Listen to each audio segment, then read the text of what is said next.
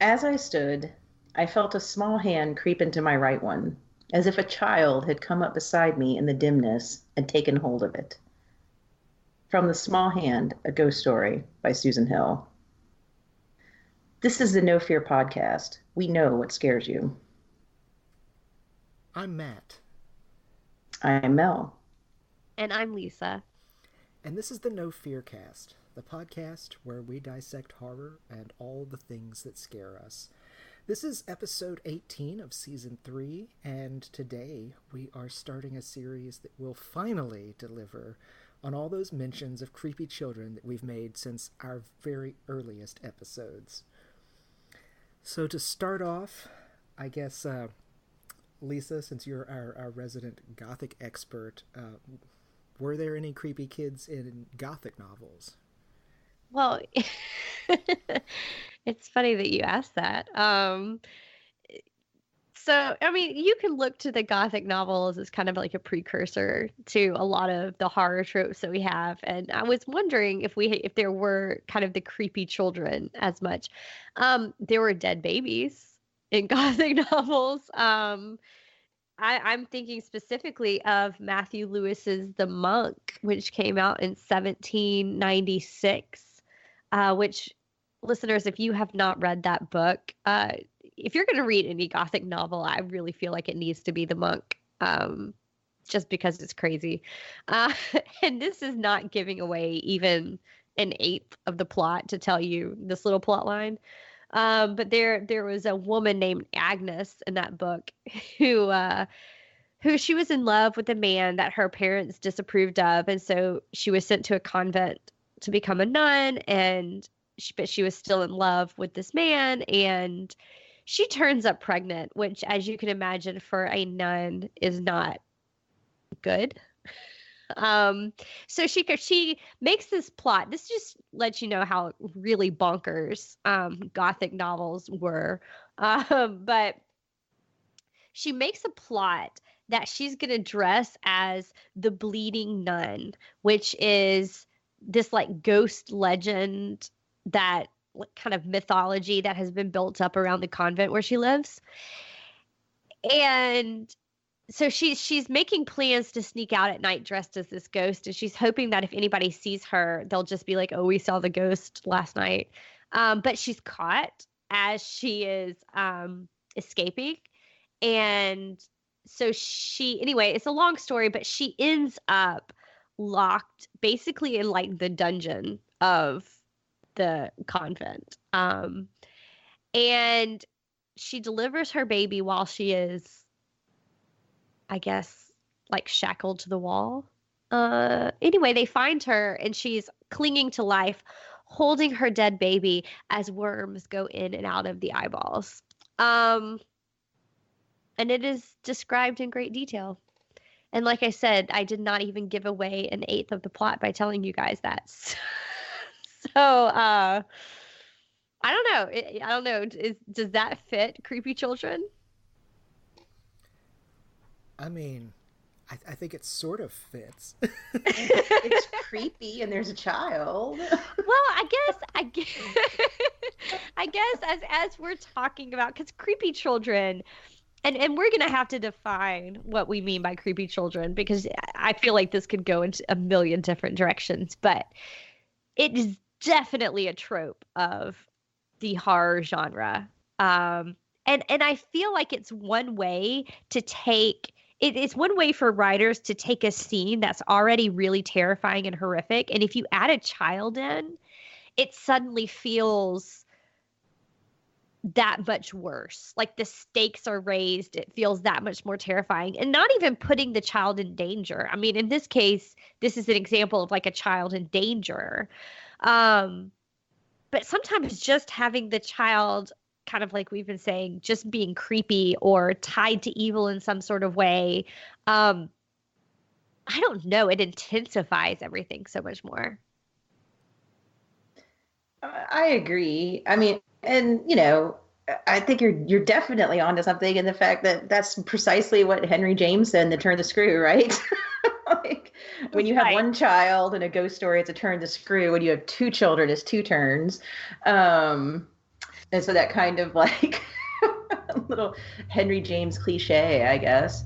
I do think it ups the ante on anxiety, like whether the child is evil or a victim. But I also think, and this goes back to because I think we first started talking about this to a certain extent in our introductory episodes, the uncanny. And we've talked about when mothers become dangerous, when houses are unsafe or unfamiliar, and culturally, we like to think. I think we talked about this a little bit when we talked about female serial killers. We like to think that children are pure and innocent, and I mean, let's be honest. Even when a child is a child and not evil or a monster or something, children are still creepy. I think they say creepy things. It's not that hard to make a child seem kind of creepy to us. Maybe that's because they're like, they're like, I don't know, like little adults or something. Maybe it's an aspect of the uncanny there too. But if you take something that's supposed to be non-threatening and pure and innocent and everything and unable to fend for itself, and you make that character or that child into like a sociopath or a serial killer or possessed or have supernatural powers or something, or a ghost, whether it's good or, not good, I think that just kind of messes with our idea of childhood, which, is a relatively recent invention, right? I mean, I think it was like the 1800s we had like the cult of the child and this idea that children are children and not just little adults that go to work. But I think there is that aspect of the uncanny, that something that should not be a threat all of a sudden is a threat, or something that we think we should understand and should be safe to us is totally terrifying or alien to us. Yeah, I completely agree with all of that. And I'm curious if we could go back to what you were talking about, because you brought up Henry James's The Turn of the Screw. And I feel like that is one of those, or maybe it is the novel, because now that I think about it, I can't think of another one that would fit this, that really takes this idea of putting children in danger, but also potentially making them the source of the danger. That book defies a really good reading, if that makes sense. You can read that book in so many different ways. And so even the children, you're not sure when you're looking at them if they are the victim or the threat in the plot. So I don't know.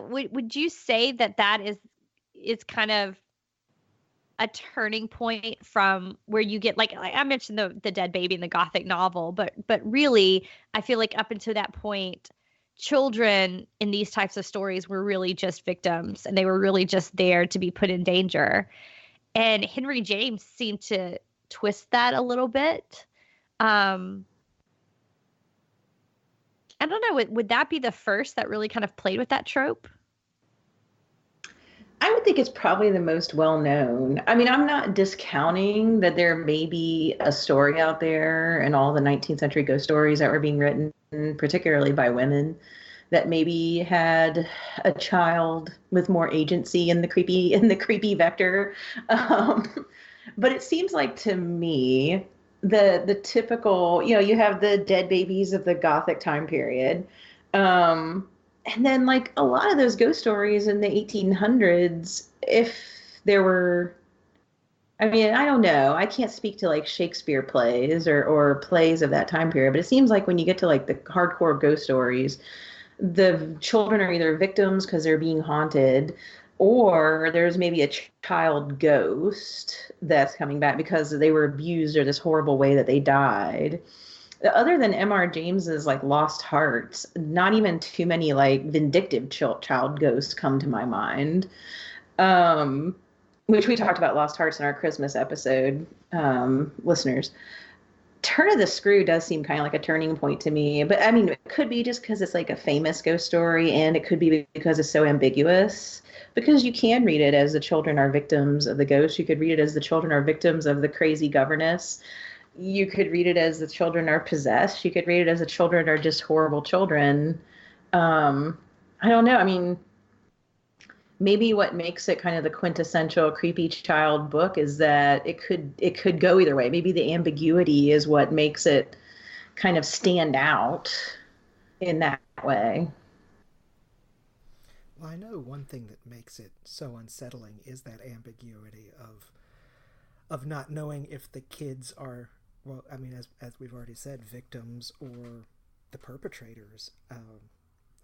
It defies our need to have an answer, which I think that's where so much horror dwells in, is those kinds of ambiguities and not giving you one simple answer and letting your mind fill in the rest based on kind of what scares you the most.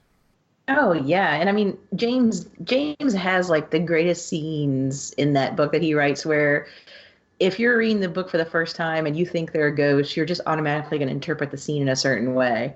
You read the same exact scene and you interpret it slightly differently.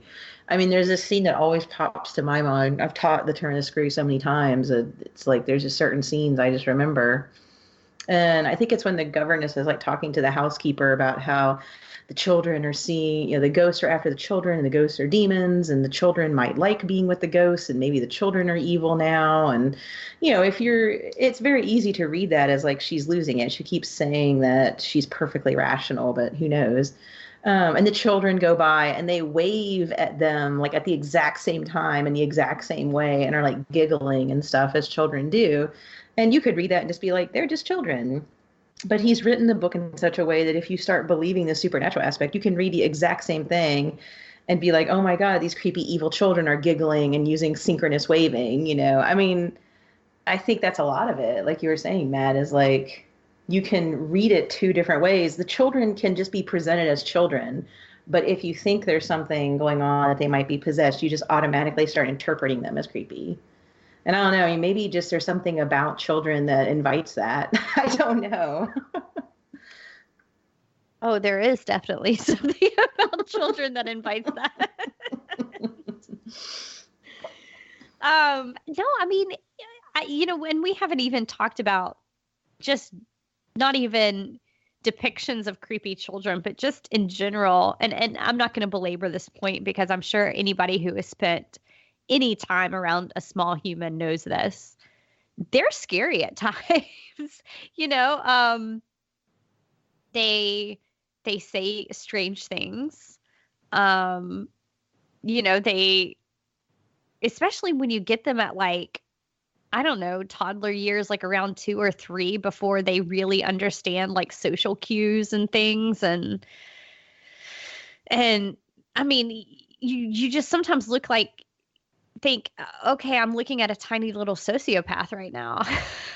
Because they're very manipulative and they know how to manipulate people to get what they want, and that's terrifying. Yeah. And I'm sure, I mean, little children also don't fully understand empathy, right? Like right off the bat. I mean, there's Oh all no. sorts of things they haven't fully developed. And like, it's really easy to see perfectly innocent childlike behavior and be creeped out. And maybe that's because we've seen so many horror movies and read so many books. But I mean, I think there's just something to it. Like you're seeing someone who as a child, and yet, like you said, the things that they say and the way that they act and all that, just like, God, it like kind of pushes you one way or the other. Like all those lists of things on like the internet of things children say that are just a little bit creepy. And I think that's why children's toys are creepy too. There's a connection there. Oh yeah. Yeah. Well, I mean, I have two children at home, and I can tell you there have been several nights where I'm walking through the dark house and like a toy will go off. One of those little like animatronic making noises, and it terrifies me. Or just earlier before we started recording this podcast, I tucked my youngest son into bed, and I was kind of walking through the house and turning off lights and stuff, and I heard him in his room singing. And it was terrifying, walking down this like dark hall and hearing from his room just the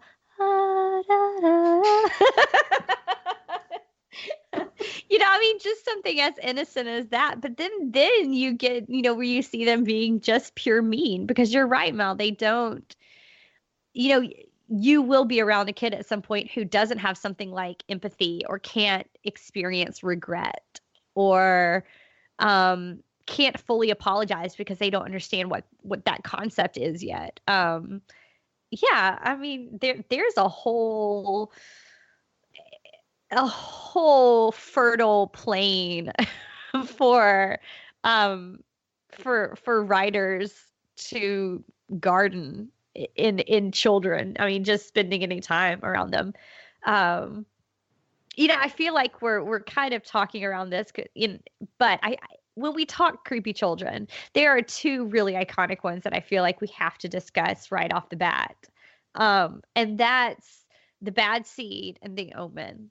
Um, because when you're talking like really creepy children, I think that's where, if our listeners are anything like me, that those are probably the first images that pop into your head, is this image of either a boy or a girl, depending on which one you're watching, being looking completely sweet and innocent and everything we imagine children to be, and then acting in a way that is, in our minds, completely unchildlike, if that makes sense. Oh yeah, and I mean, I think especially if you're thinking about The Bad Seed, especially even the way they presented the evil child in that one, who is a girl, Rhoda Penmark, is like what, 8.5, I think.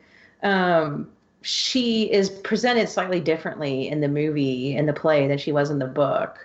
So she's blonde in the movie.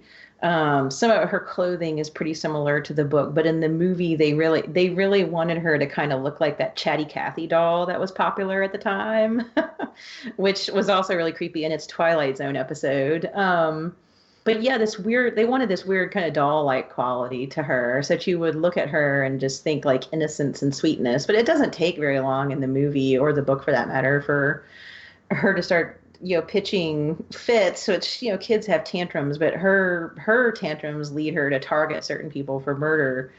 And yeah, I mean, there's this character who's constantly psychoanalyzing everyone, and a lot of Freud is thrown around. So I'm thinking it probably is also kind of playing off of ideas about psychology, like why would this child be this way, or how is something like this possible, or can this be explained?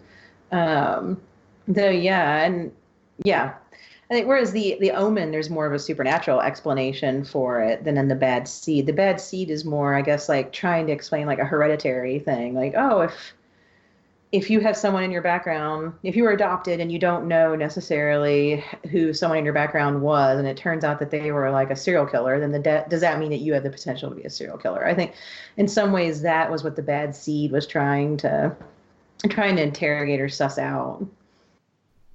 Well, and it seems like it's also an early look at just sociopathy or psychopathy in kids as far as fictional treatments of them. I can't think of anything much earlier that would involve that level of psychological depth, I suppose. But have either of you seen the movie or read the book We Need to Talk About Kevin? Yes. Yes, and I saw the movie. I could not bring myself to read the book after I saw the movie because the movie destroyed me. So that's a much more recent example of a kid who is definitely I guess those at the time of The Bad Seed would have said troubled, a troubled youth. But yeah, definitely. I would almost say it's kind of like The Bad Seed in the age of Columbine, if you want to think of it that way. But yeah, interesting. Yeah. I just think I like The Bad Seed's like kind of interrogation of that. I mean, the Omen is a great horror movie, but it doesn't unnerve me quite as much as something like The Bad Seed, because The Bad Seed is far more plausible for me. I guess that's where I'm going with all of this. But I like the psychological aspect of it too, and the fact that they were, I mean, yes, it is a bit of a melodrama as well, but at least it was something that was being touched on. Yeah, no, I think you're right. And I think looking at it, especially from this idea of psychology and genetics is a really interesting way of doing it because I think it expresses our fears as a society of feeling the need or maybe even the push to have children. You know, especially when something like The Bad Seed, the film came out in 1956. I don't know exactly when the book came out. 54, I think. 54. It's 54, yeah. Yeah. Um, and so when I think about that time period, you definitely think about the formation of the nuclear family and of that being the American ideal, right? Of this is what normal is. This is what you are supposed to do. You are supposed to get married, and you're supposed to have two children or and a dog and a house in the suburbs, and this is what your life will be. And I think it's interesting that we start to see really the truly when you're and again not supernatural like you said, and I think it's important we make that distinction, but truly like an evil child um coming out of this same time period because it does seem to express some sort of societal uh fears and stress and anxiety. When I brought up that we were researching this on Twitter, I think it was, somebody responded, and I'm not going to say his name because I didn't ask him ahead of time if I could use his name while talking about this, but he had brought up the fact that maybe the idea of this kind of really kind of bad seed, evil child was more of um, an American or an Americanized trope of that particular version. Um, I wonder what you guys think about that because as I'm running this over in my head, I feel like that there may be something to that. Where if you're going to save it more of a supernatural bent to it, that may be more English, Australian, whatever. But a truly just child who was born bad is a very American thing. Um, the comparison I keep making, and this may be wrong to make this comparison, but it's interesting in the same timeline was the short story "It's a Good Life" by Jerome Bixby in 1953, which was adapted for the Twilight Zone episode, and that was the one where the little boy had powers and was kind of controlling his little town and keeping them in terror. And even though that's more supernatural, it still feels more like The Bad Seed to me, I guess, because it's like it seems to be some sort of genetic power that this kid has. Or he was just kind of born that way, not necessarily. In other words, he wasn't like a Rosemary's Baby or an Omen like Antichrist that was spawned by the devil. I don't know. What do you guys think of that? About maybe being a more Americanized version of this trope?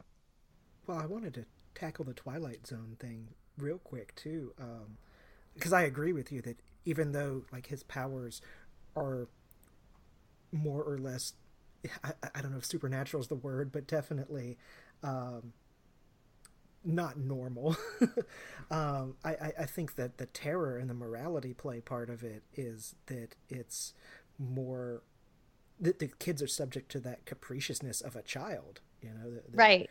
and if a child truly was in charge, I mean, even if you give them everything that they want, they may still use this power to do bad things to you just because children are fickle and their moods change at the drop of a hat and they're unpredictable. And so, I mean, that's almost, the Twilight Zone taking this scary thing of somebody who has let their kid run a bit wild and gotten past the point where they're able to discipline them and like dragged it out even further through the means of the psychic gift or whatever it is that he has. It's been a while since I've seen the episode. As to your original question about the Americanness of it, I'm gonna actually have to just defer because I can't think of a non-American example, but I don't feel well versed enough in like other creepy kids horror stories that are not American to offer a comment on that. I mean, there is, John Wyndham's The Midwich Cuckoo, which became Village of the Damned. But again, those, I mean, you can say they're evil children, but it's a science fiction reason why they are. It was something that happened. It's the reason they were born. So I don't know. That's interesting. And they're not like Rhoda Penmark. It's not like a psychological issue that needs to be teased out. They're almost like a new human in that one. But yeah, like Matt, that's the first British example that popped into my mind. I'm not sure about any others. It might be, the evil child might be more of an American phenomenon. Yeah, I don't know. I just think it's definitely tapping in.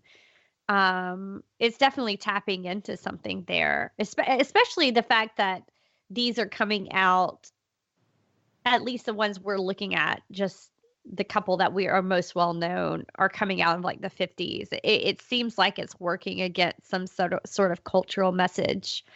I don't know. I think it's worth exploring. Mm-hmm. I don't know And if I I, have yeah. any.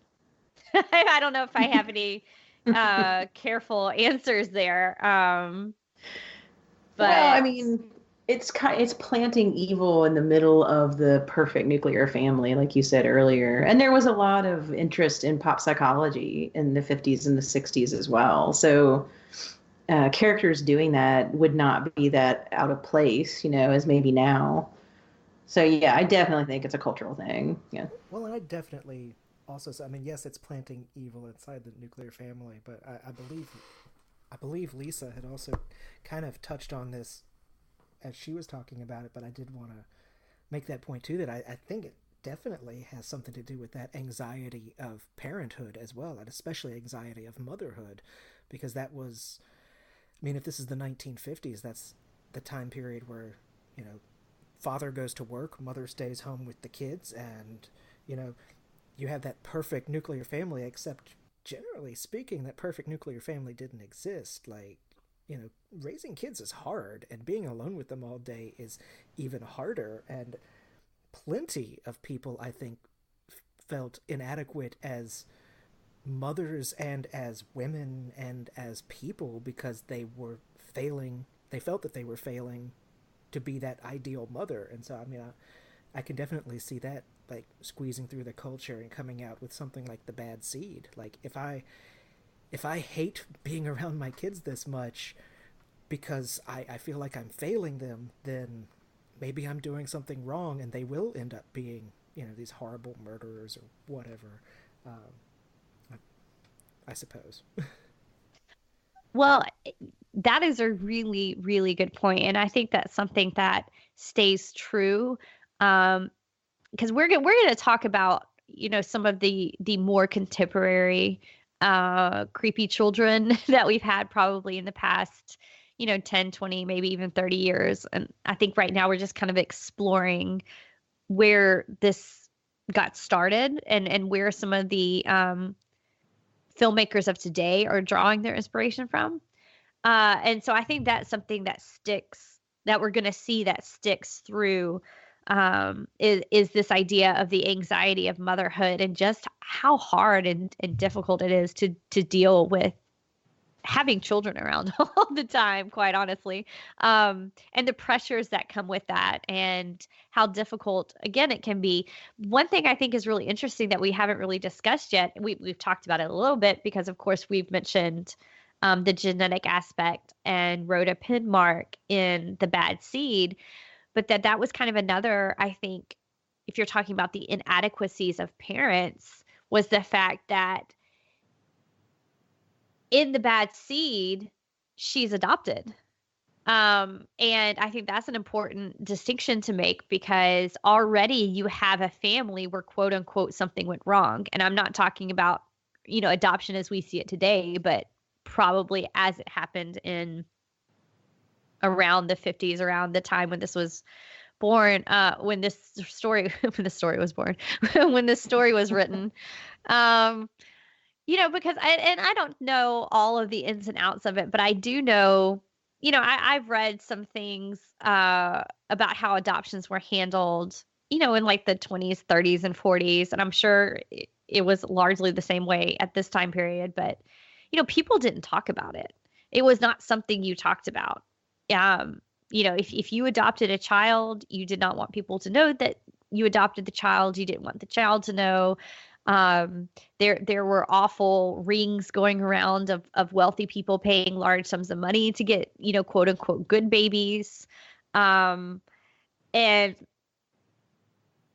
I think that that's probably playing into, again, the anxieties of wanting and the pressures of wanting to have a family. In that. And I don't know. I mean, the message kind of gets muddied a bit when you look at it from that angle. But then again, it was 1954, and I don't think that they were always, I don't know, we've changed a lot, thankfully, on how we view families and how we view adoptions. But I think that was one of the true horrors of the time, and you're seeing it reflected in the Bad Seed. Oh yeah, and I mean, in that moment in the movie and the book goes directly back to what Matt was saying about the anxiety of the mother, because Rhoda is actually her mother's child, but her mother was adopted by her parents. Yes. And it turns out that the mother's mom was a serial killer. And so the mother, playing off of what you were saying, Lisa, the mother then feels anxiety because she thinks she created Rhoda as a serial killer. That's not quite the way to say it, but like there's, she basically like berates herself for being a bad mom because in her mind, it doesn't matter morals she tries to instill in Rhoda or how good of a mom she is. Once she finds out that her parents adopted her and never told her, like you were saying, then to her, it's that past that she didn't know about. Like at that, I think she might even say at some point, like she shouldn't have even gotten married and had children. Like she feels defective as a mother, I guess would be another way to put it. And I think that goes back to what you and Matt were both saying about mothers placing so much, like, I'm raising this person, I'm creating this person.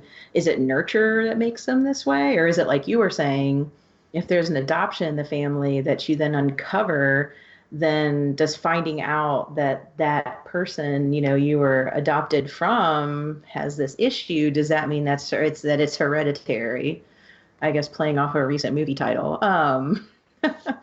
But yeah, I guess it's the nature nurture debate, and it places so much angst, like you were saying, on the parent, the mother in particular. Yes. Yeah. Yes. Thank you for being so much more succinct. I don't know how succinct that was, but I used like 5 different words for one thing, but well, yeah, there's so much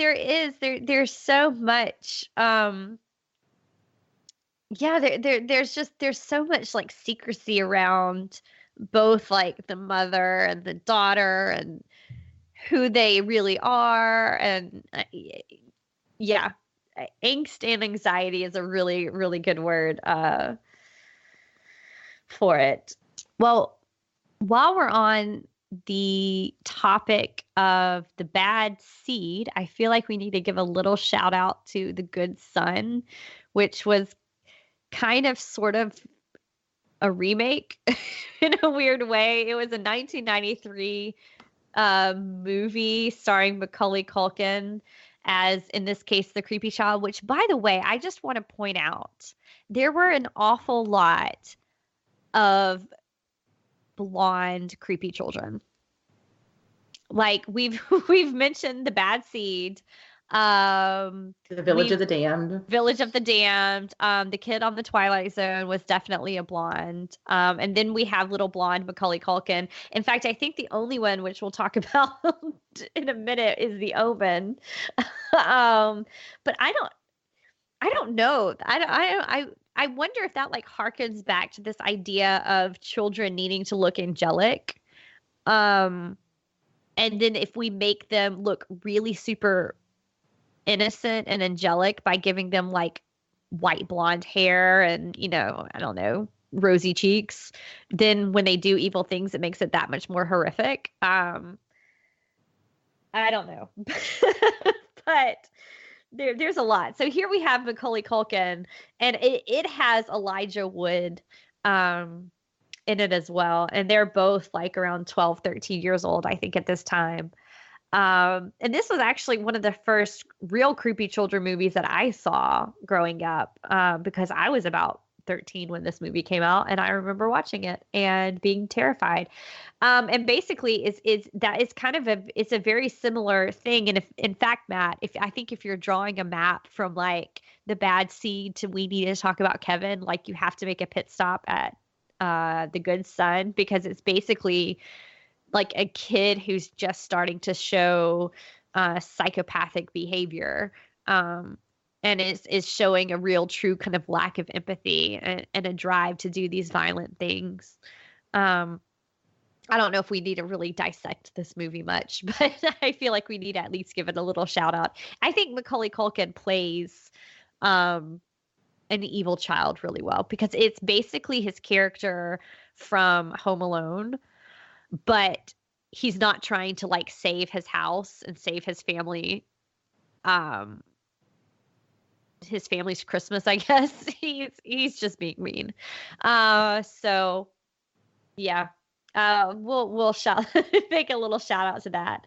But I do think we need to talk a little bit about The Omen, even though it is slightly different. And this may be again kind of our look into if we see how well our thesis holds of maybe American movies being more psychological in nature, and British films perhaps being more supernatural in nature, because this one definitely has a supernatural bent to it. Of course, we're talking about the 1976, I guess, horror thriller that is basically about a little boy who is the Antichrist, and it's the story of his, I guess, his rise to fame. Or at least it's the beginning of it. And there's all sorts of ties. It almost feels like an Illuminati conspiracy or something, because, the president of the United States shows up, and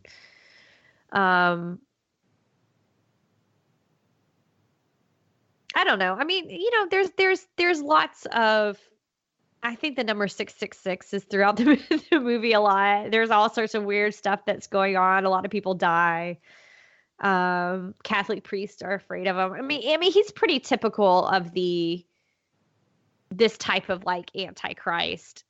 And honestly, if you listen to our episodes on demonic possession, then you're probably familiar with all these tropes that are in The Omen, because it basically took all of the shorthand for it's the devil and threw it at this movie and just added a creepy kid. I don't know. I don't want to give this movie short shrift, but after we talked about The Bad Seed and a few of these other adaptations and stories that dealt with creepy children, I'm not that enthralled with The Omen, even though I know that's kind of the quintessential creepy kid there as well. I don't know. What do you guys think? Do you think The Omen is kind of a, what's the word I'm looking for, like a connected to, or kind of like correlated to, say, something like Rosemary's Baby? Like, where it's more about all the conspiracy stuff and the Satanists and all that, and less about like an innocent child. Yes. Because it's an Antichrist and not a child, right? And like Rosemary's Baby, it's Satan, not a baby. I don't know. Does that change it a little bit? It absolutely does. And this is why I think Rosemary's Baby is more successful, because I will watch Rosemary's Baby again and again. I love that movie. And I think Mia Farrow, and I think here's the reason, because she plays up everything that we were talking about with The Bad Seed and all of these other movies that you're talking about, like the anxiety of motherhood and the anxiety of being a parent, and how we often project that onto young children, and it can become harrowing. She plays that so well. You feel her anxiety, you feel her stress, you feel her love and desire and want to protect the child. You feel these kind of real conflicting emotions, even as she's realizing that something really wrong is going on.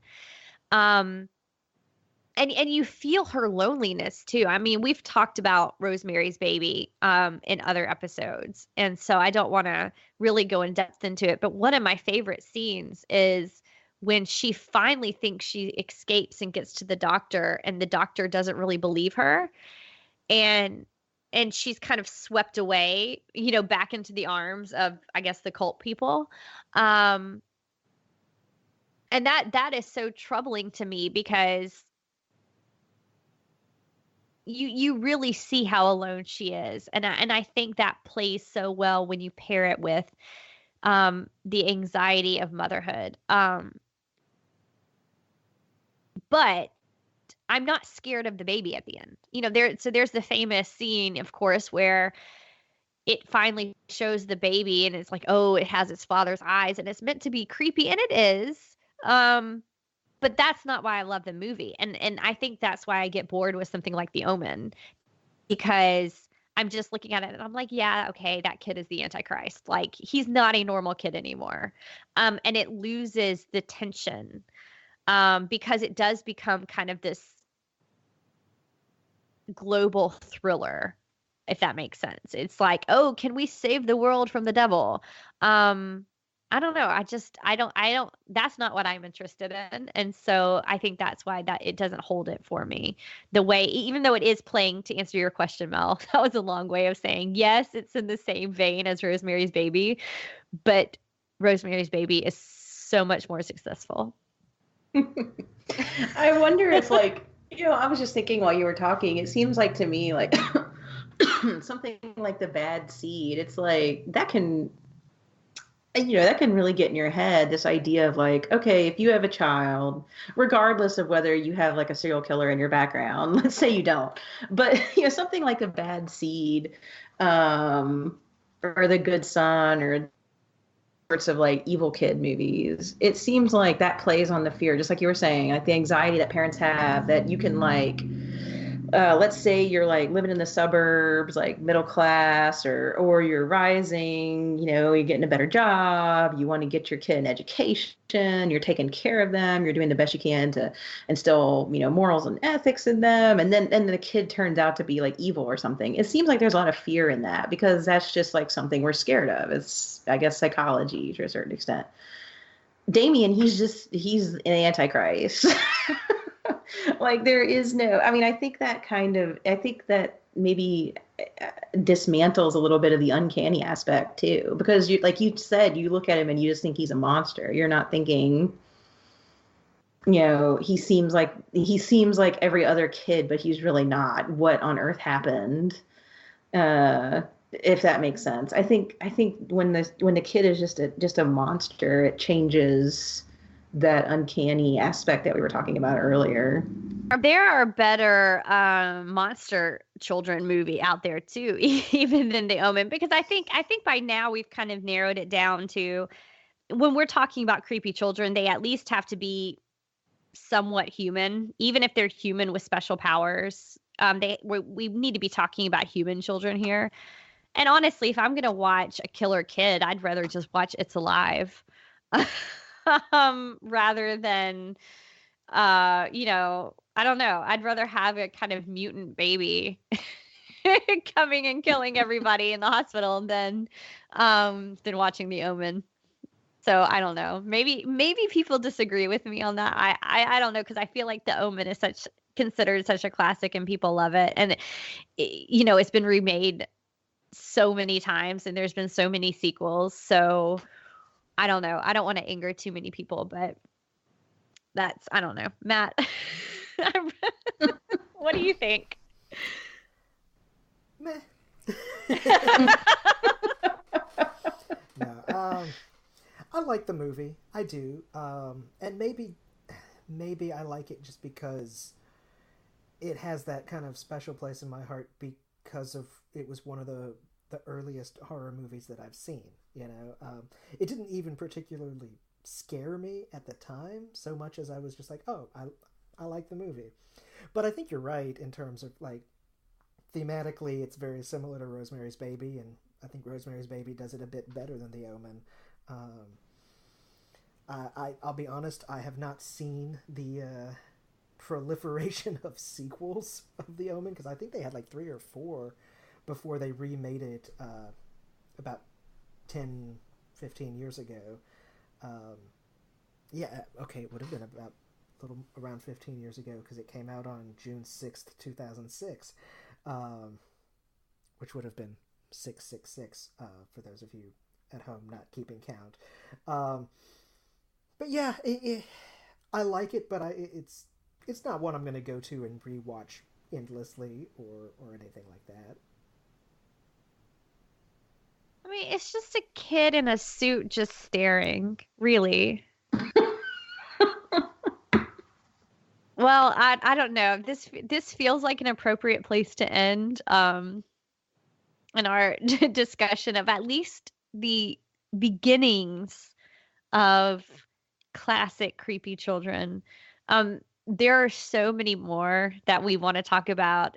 So I hope you join us for our next episode because if you started listening to this episode hoping we were going to talk about, oh, this movie or that movie, hopefully we'll get to it in our second episode. I think this time we were just kind of laying some groundwork and looking to see where these tropes originated. But as always, we really like to hear from our listeners.